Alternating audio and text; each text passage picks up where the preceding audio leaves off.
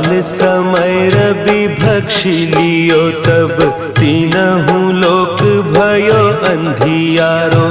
ताहि सो त्रास भयो जग को, यह संकट काहू सो जात न टारो। देवन आनी करी बिनती, तब छाड़ी दियो रवि कष्ट निवारो। को नहीं जानत है जग में कपि, संकट मोचन नाम तिहारो। संकट मोचन नाम तिहारो।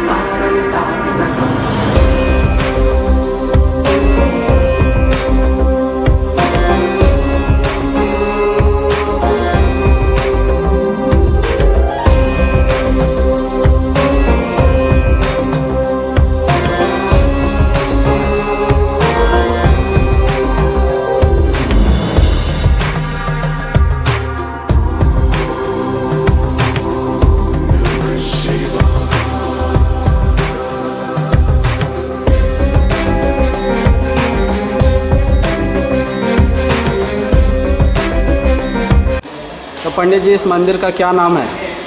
इस मंदिर का नाम श्री संकट मोचन धाम पुनाई के नाम से जाना जाता है। कौन सा पंचायत में है?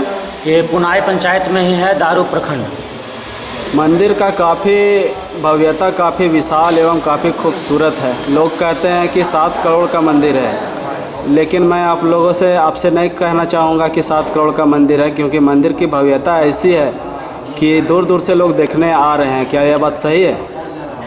यहाँ जो आप रामचरितमानस में सुंदरकांड अगर उठाइएगा तो उसमें प्रथम श्लोक है, जामवंत के वचन सुहाए, सुनि हनुमत हृदय अति भाए।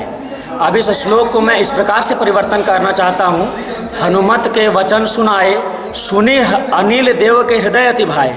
जिस प्रकार से हनुमान जी को वो वचन अच्छे लगे और उन्होंने लंका जाकर के इस प्रकार की प्रक्रियाएं की कि हमारे सामने वो इतिहास है, और उसी प्रकार से हनुमान जी जो हैं हमारे अनिल देव जी के हृदय में भा गए, और उसका परिणाम आपके सामने है। ये 7 करोड़ या 8 करोड़ की बात नहीं है, ये इस प्रकार की एक रचना है, इस प्रकार से कला है, और इस प्रकार से उन्होंने अपने आस्था से, अपने विश्वास से सींचा है कि इसे 7 या 8 या 70 या 80 भी कहा जाए तो बहुत कम है।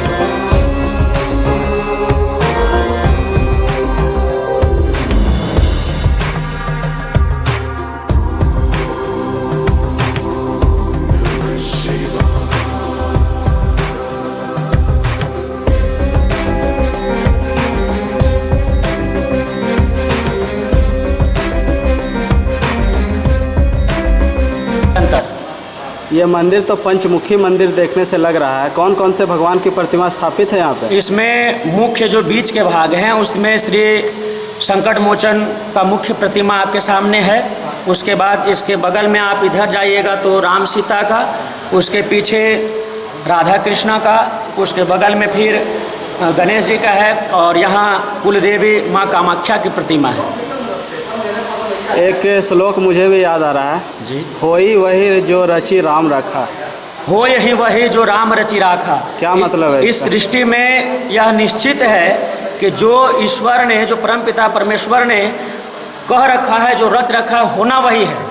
आप और हम कुछ भी कर लें तो ये कुछ नहीं हो सकता। हो सकता है कि आप चाह रहे हो कि ये मंदिर हजारीबाग में बनता, लेकिन हजारीबाग की बस की बात नहीं थी, क्योंकि ईश्वर की यह इच्छा थी कि हम इस देवनागरी पुनाई के भूभाग पर ही हम अपने स्थान को काबिज करें और वहीं हम अपना स्थान विराजमान बनाएंगे और वही उन्हीं के सोचे हुए, उन्हीं के रचे हुए कला के अनुसार से ये कलाकृति आपके सामने दिख रही है। एक और है पंडित जी, रामचंद्र कह गए सिया से ऐसा कलयुग आएगा।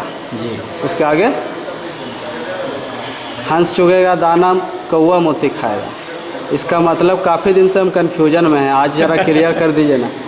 देखिए, वस्तुतः है कि जो हंस को है अति प्रिय माना जाता है, ठीक है? किनका? प्रत्येक व्यक्ति के लिए हंस जो है अति प्रिय है, उसको लोग रहते हैं, लेकिन अनिष्टकारी जो है वो कौआ है। अच्छा। अगर कौआ किसी व्यक्ति के सर पे मारता है तो उसको अनिष्ट बताते हैं, लेकिन हंस अगर आपके प्रति आकर्षित होता है तो उसे अनिष्ट नहीं मानते। तो वही कहते हैं कि घोर कलयुग एक दिन आएगा कि अच्छे अच्छे वचन सुनने को हमको, या अच्छे अच्छे दृश्य जो हंस के द्वारा प्राप्त होते हैं वो हंस को ना छोड़ करके अब कौओं से प्राप्त होगा। और कौवे क्या क्या करेंगे, उसकी ध्वनि से हमारे अनिष्ट कारक होने की संभावनाएं बढ़ेंगी। ये इसका मुख्यतः अर्थ समझना चाहिए।